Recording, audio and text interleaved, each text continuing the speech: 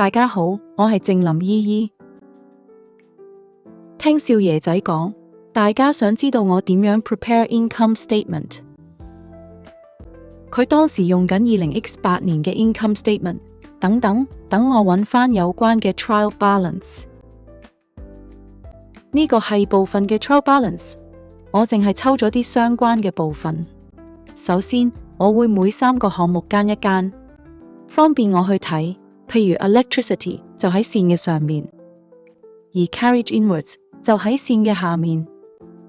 少爺仔講過 income statement 分為3部分，主要業務嘅 gross profit、other revenue 同埋 expenses。我哋主要業務係貿易，所以我用 trading 嘅簡寫 T 字嚟代表 gross profit 以上嘅項目。T 字部分有特定格式，就要順序入。第一 sales 揾到寫返個 T 字，跟住 returns inwards， 然後順住去 opening inventory purchases returns outwards carriage inwards， 而 closing inventory 少爺仔話203萬，而你哋嘅題目就應該喺附加資料裏邊出現，加返 T 字。點解係咁？撳入下面連結會解釋點解喺 trial balance有啲 accounts 會出現 opening balance。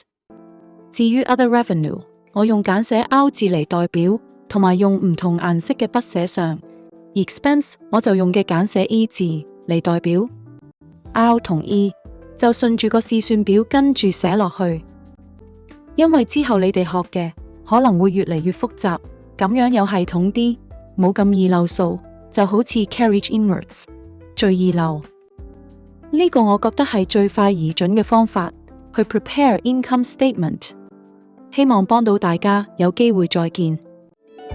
搞掂 BAFS，隨身學，隨心聽。